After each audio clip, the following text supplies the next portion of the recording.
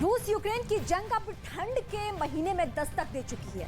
खून जमा देने वाली इस ठंड में यूक्रेन के सैकड़ों लोग बेघर हैं। ऐसे में नेटो की ओर से यह दावा किया जा रहा है कि महायुद्ध में कई मोर्चे पर फेल पुतिन अब इस ठंड को अपने सबसे घातक हथियार के तौर पर इस्तेमाल करेंगे।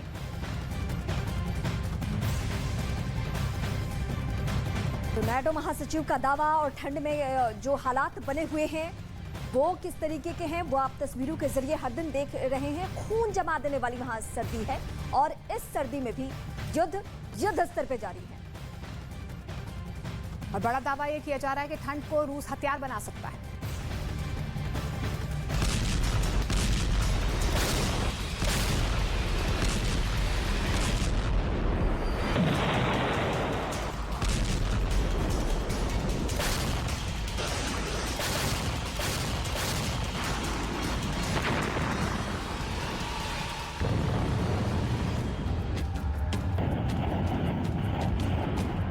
आग उगलती मिसाइलें, कहर बनकर फटते ड्रोन और तबाही वाली ये तस्वीर 9 महीने से जारी रूस यूक्रेन युद्ध की खौफनाक हकीकत यही है। इस जंग ने यूक्रेन का नक्शा बिगाड़ दिया है, घरों को खंडहर में तब्दील कर दिया है और शहरों को वीरान कर दिया है। सर्दी दस्तक दे चुकी है और जिसका डर ज़ेलेंस्की को भी था और नेटो देशों को भी, उसके नतीजे सामने आने लगे हैं। खुले आसमान के नीचे शामियाने बनाकर रह रहे लोगों को इस बार ये सुर्ख बर्फ डरा रही है।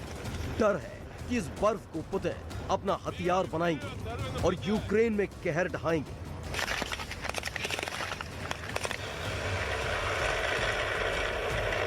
Russia is using brutal missile and drone attacks to leave Ukraine cold and dark this winter. President Putin is trying to weaponize winter, to force Ukrainians to freeze or flee. He is trying to break the will of the brave Ukrainian people and to divide all of us who support them. But our meeting here in Bucharest is sending a strong message of NATO unity and of sustained support for Ukraine. भयंकर सर्दी के बीच जारी जंग में Ukraine की मुश्किलें तमाम हैं। इन मुश्किलों को ही पुतिन इस सर्दियों में अपने हथियार के तौर पर इस्तेमाल करने की पूरी कोशिश करेंगे। मौजूदा वक्त में यूक्रेन में हजारों लोगों के घर तबाह हो चुके हैं। यूक्रेन के कई शहरों में बिजली आपूर्ति ठप है। बिना छत के लोग शामियाने बनाकर रह रहे हैं। रूस की सेना की बमबारी से पानी की सप्लाई रुक गई है।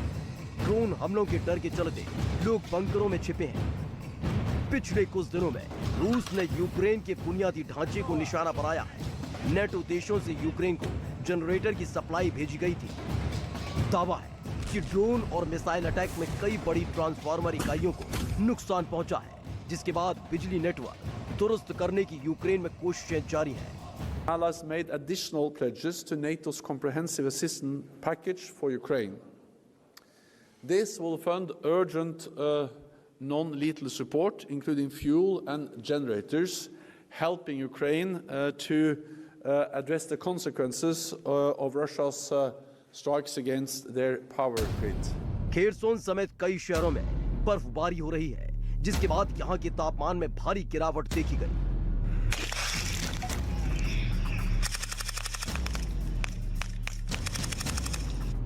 कीव में तापमान जमा देने वाला है। जनवरी में यहां दिन में तापमान -3.8 डिग्री सेल्सियस होता है और रात में ये करीब -6.1 सेल्सियस तक गिर जाता है।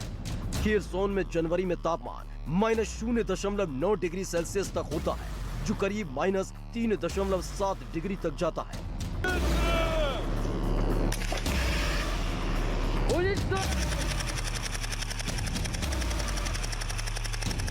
यूक्रेन के इन दोनों ही शहरों में बर्फबारी जारी है। उन देशों के लोग यूक्रेन के लोगों का दर्द नहीं समझ सकते हैं, जहां सर्दियां पड़ती हैं लेकिन बर्फबारी नहीं होती है।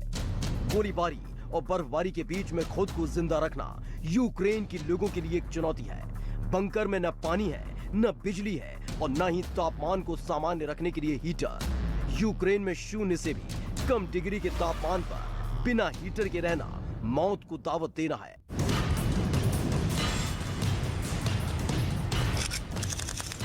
यही वजह है कि महायुद्ध में कई मोर्चों पर फेल रूस की सेना अब इस ठंड को अपना हथियार बना सकती है।